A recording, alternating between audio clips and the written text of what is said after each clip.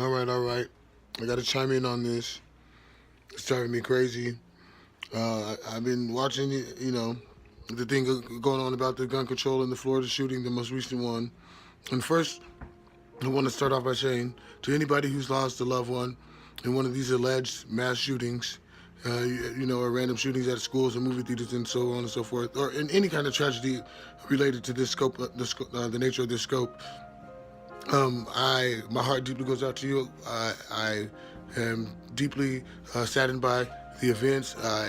I wish my heart and my love goes out to you and your family, and I wish you a quick healing process. And I hope that we are taking the measures to prevent tragedies like these from happening in the future.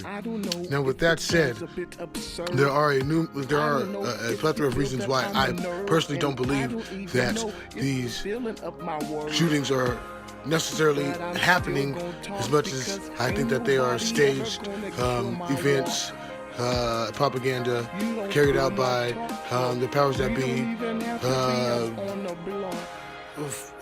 and implemented by using civil servants or civil actors to carry out agendas. For instance, I noticed that every one of these mass shootings that have been increasingly happening over the past few years, after every one of them, there is a huge, push in the media and in the public for gun reform, gun control, disarmament of citizens, selling and buying and purchasing automatic weapons and so on and so forth. And I can't tell you how dangerous it is for us to buy into that propaganda. First of all, the United States of America is pretty much the only Western civilization that has citizens who are armed. If you look at France and England and other Western civilized nations, their citizens don't have arms. They don't have the right to bear arms, and they don't have arms. And I'm not saying that no German citizen and no French citizen has a gun. I'm saying that more often than not, the average citizen in those other Western civilized nations do not carry firearms, do not have hunting rifles and handguns and so on and so forth like Americans do. We have that, and we are allowed to have that because our forefathers in the Second Amendment of the Constitution of the United States, it's got to be pretty important if it's the number 2 amendment, the Second Amendment, gives us the right to bear arms, and that is to protect ourselves against threats both foreign and domestic. And I feel that in the United States of America, because of the nature of the world and the direction that things are going, and the direction that our government is taking us, we're going to be running into some problems. There's going to be some heavy conflict, as there is already, between what the people want and what the government wants. And the government, like they have been doing, is going to continue to exercise their muscle and authority and push in their agendas like they have continued to do thus far. And eventually, us, the public, is going to get upset at that, and we're going to no longer be able to just peacefully demonstrate because it's not going to be doing anything. So then that's when we're going to take up arms. Now, it could be in a defense of the government doing some, or the powers that be doing some kind of attack, against American citizens, or it could be us getting tired of our demands not being heard, and the laws and legislation that we want to be passed is not going through, and we're going to start saying, okay, if we're not going to make these things go through like we're voting, then we're going to make them go through. I don't know. It could be either way. Either circumstance, I believe it would be both warranted and okay for us to do so. Now, with that said, I'm going to just stick on gun control for a second and laws regarding the such. So, right now, there is a plethora of gun laws in this country. State, federal, county, whatever.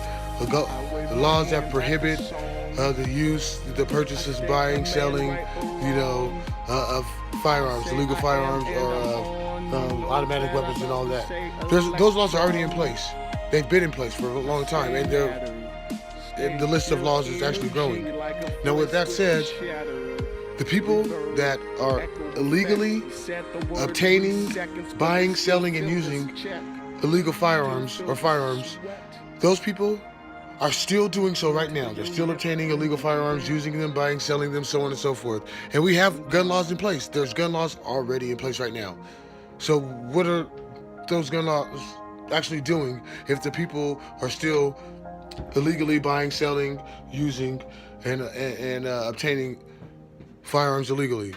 Those gun laws are really not doing anything. So adding more gun laws and gun reform is not going to do anything. It's really a waste of taxpayers' money, time, and it's an insult to our intelligence, because we all know that the people that are illegally buying and selling and using firearms, regardless of what laws in place, you can make a million more laws until you're blue in the face, they are still going to illegally buy, sell, use illegal firearms. The people who are doing that illegally now are going to still be the ones doing it in the future, no matter what gun laws you make. So you're wasting our time. You're wasting our time.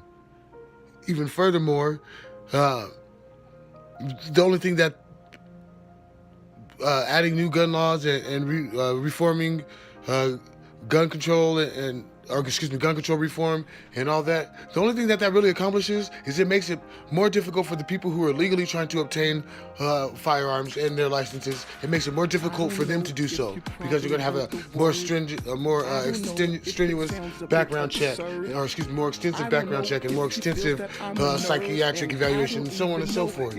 So all that does is makes it more difficult for the people who are trying to legally obtain firearms to actually do so.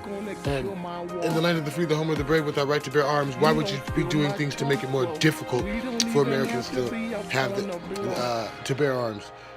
You should be making it easier. So that ties into what I'm saying about there being a ploy to disarm Americans. I mean, just based on what I just said alone, the only thing that gun reform would do is make it more difficult for people legally trying to obtain firearms to do so. Why would you want to do that? If your goal is, if the goal is to satisfy the American citizen, make sure that our rights and our desires and our wants are adhered to. So you wouldn't be trying to pass legislation that would make it more difficult for our rights to be carried out, like any law that would go against the right to bear arms. So really, I mean, I really shouldn't have to say any much more than that. Don't fall for the propaganda. They're trying to take our guns.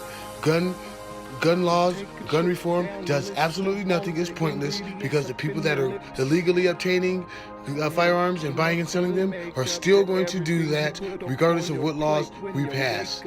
And the people who are trying to legally obtain them are going to have a more difficult time doing so if we follow through with gun reform. So why not we just leave it as it is? Let's get better security at our schools and make sure our kids are safe.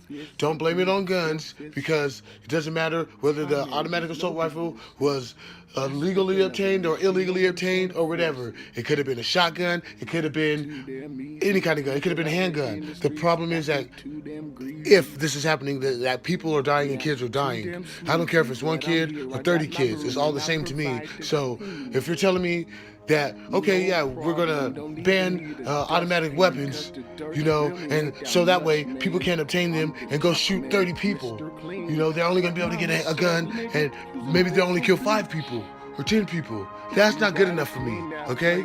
It is none. No people being killed is what my concern is.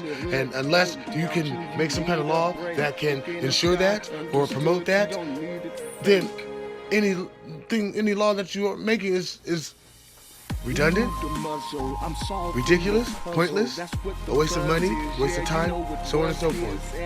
Think about it. It's not rocket science.